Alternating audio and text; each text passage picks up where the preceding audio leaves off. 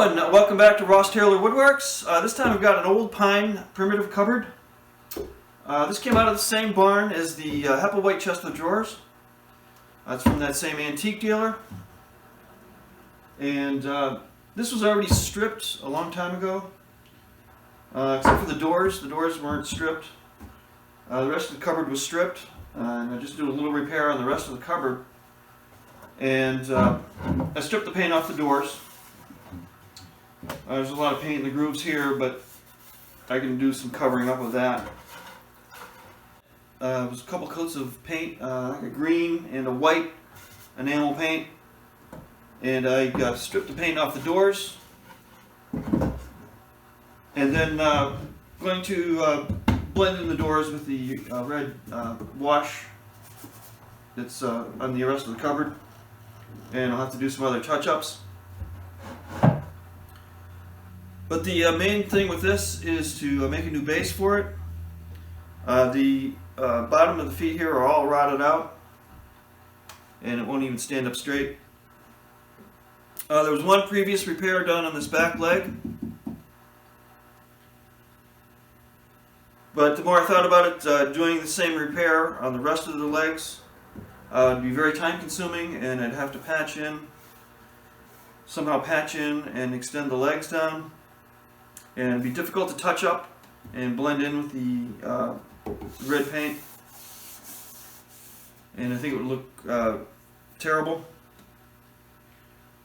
So the best thing here is to make another base for it, a separate base. It's going to be a board that wraps around, and I'll have the same cutouts in it. Same angled cutouts. And it'll cover up all the routed legs. And this is going to entail trimming the doors just a little bit. I have to infill this space right here a little bit. I'm going to put maybe about a 1/4 inch strip right in here to fill in this gap. Otherwise, when the base is on, there's going to be a gap right here. So I'm going to fill in that gap. So it's going to entail, and these doors come down flush with this style.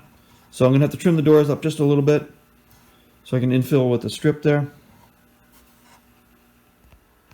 I've already done some measuring from this top here down to what I believe the original foot was. It was about 36 inches. So the new base will be about 4 1/4 inches. I was looking around for a piece of wood for this, and I found this weathered piece of white pine, and it could work fine for this. Sorry, I do have to mill up some boards out of this.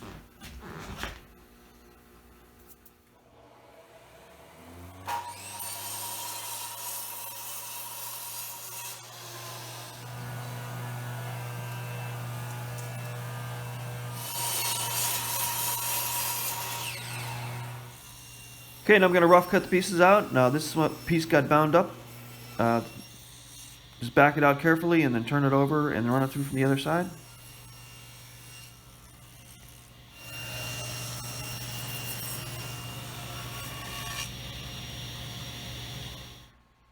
I've jointed one face. Now I'm going to plane them to thickness.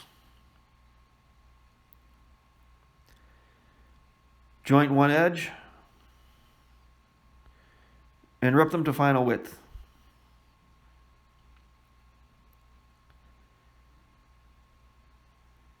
Now I've cleaned up the pieces with some 60 grit paper, and on the belt sander I cleaned up the edges. Now I'm going to put a bead on the top edge with a 3/8 beading plane.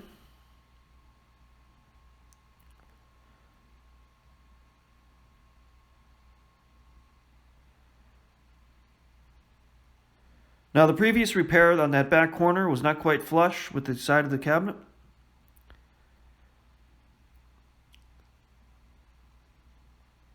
And I'm also going to cut it off so it's a little bit shorter than the base.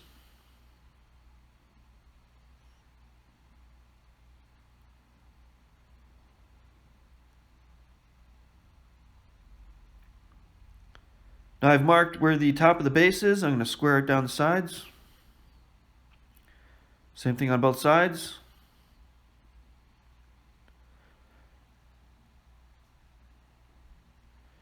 All right, now I'm going to start mitering. I've cut a miter on one corner, and I'm going to start fitting up one corner. While trying to fit this, I noted the side of the cupboard has a bow to it. So I hollowed out the back side of the base on the drum sander so it'll sit flat.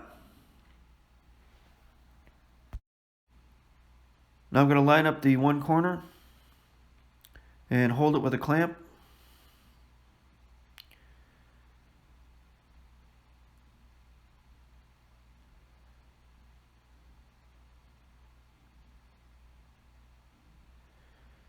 Now mark the length and make a little line indicating the direction of the bevel.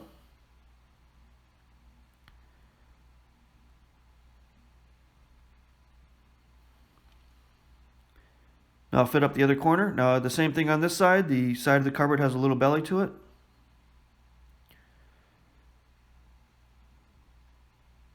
So I'm going to scribe out the area that sticks out a little bit and do the same thing, grind out the back side on the belt sander.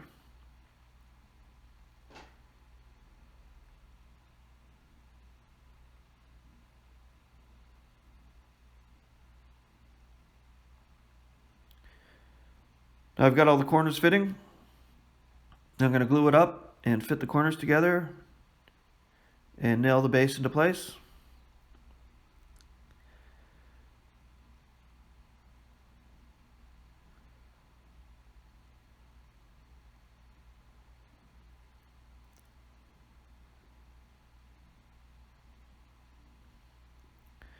Okay, now I'm ready to do the cutout. I did some layout. I did a couple different angles here. I was matching the angle of the original base. There's actually a different angle on the front and the side, so I was trying those two different angles. And I like the steeper angle. And coming in about 3 inches from the end. And come down 1.5 inches. And mark the line straight across. And the same thing on the side, came down 3 inches. Now on the back side I screwed in the base, making sure that these screws are out of the way when I cut out the base. Now I'm going to stand it up one more time and step back and look at it. And I think that'll look good. Now I'm ready to cut out the base. I'm just going to use the circular saw to make these straight cuts.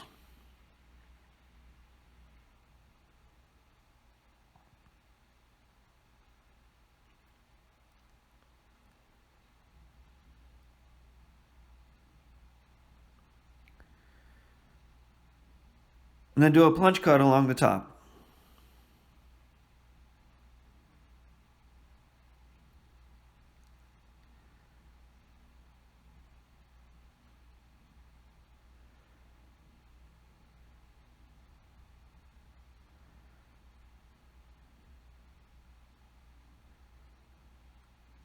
Then finish up the corners with the saber saw.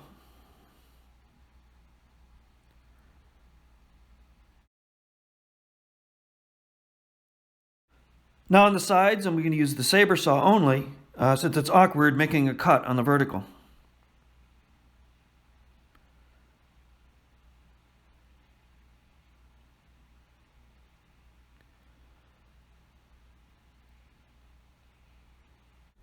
Now I'm going to fill in that gap behind the base, below the doors. Milled up some pieces and just going to glue them in place. They're going to be flush with the top of the base.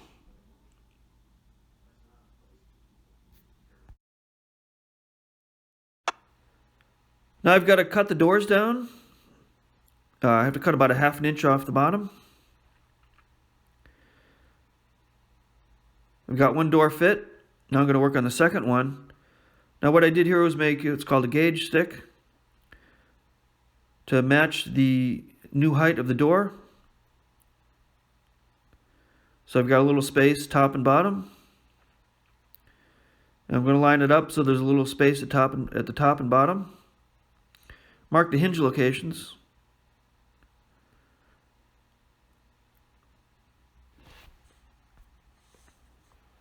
And take that over and line that up with the door. Line up the hinge locations. And line up the stick with the top of the door. Make sure all the marks line up. And mark the length. And then cut the bottom of the door. And then just clean it up on the belt sander. Now we got a little space top and bottom. And later on I'll hang the doors. Now the next step on the base is to distress the base. I'm going to take a rasp and round off the corners and roughen up and distress the base.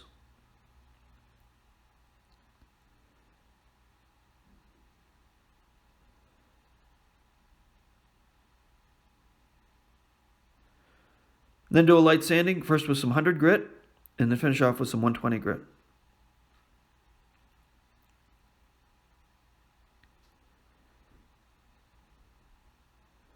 Now I'm going to start coloring it in to match. Now the background color on this cupboard is sort of a greenish gray. So I'm going to first color the wood a greenish gray.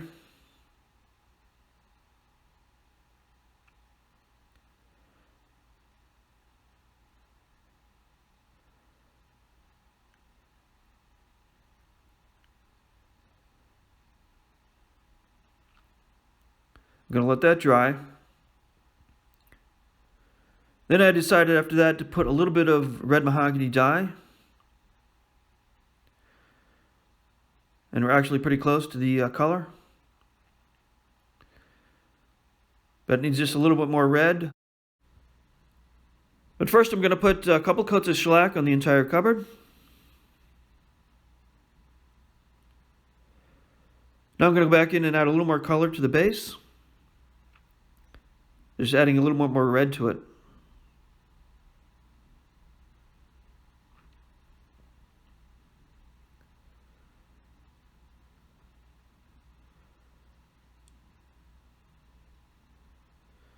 At the same time, working on the doors. And doing a little bit of cover up on the paint in the grooves. Then a couple final coats of shellac on the entire cupboard, and then rub it down with the dark mahogany paste wax. Okay, everything's all done. I got the base done, finished to match, the doors to match. I got the doors rehung. All the hardware was with the cupboard. Just had to take it off and then clean it, and then put everything back on. Now one thing I ran into on this, when I was down in the finishing room, I had the doors separate from the cupboard. And I was trying to match the color up. And when I got it up here in some different lighting, it looks a little dark. That's not unusual. Sometimes things don't quite look right in different lighting. But don't worry about that. Once you get this into a normal lighting situation inside of a house, it'll probably look fine. Now at the very beginning of the video I mentioned this was a pine cupboard. I was actually incorrect. Most of this cupboard is basswood, and only the doors are pine. That may have contributed a little bit to the color getting off. The pine has more of an orange patina to it, and that may have gotten me just a little bit off with the color. And also made the new base out of pine. And I was trying to get the doors and the base to match, everything had to match up here. The center stile needed some color. But it's often better to be a little too dark than too light. Too light would look very, very obvious. Too dark is okay. Once you get this into a normal household lighting, I don't think it'll be a problem. I left the inside of the cupboard alone. This is for an antique dealer again, so he's selling this to someone else. So I'll let them worry about what to do with the inside here. Now I did finish the inside of the top. I did shellac the whole inside of the top here. I just gave it a nice finish since it's going to be open. There were doors on here originally, but the dealer said fill in the hinges. So I filled in the hinges here with some beading and then finished that to match the rest of it. Just did some touch-ups on those spots and then finished the whole inside here.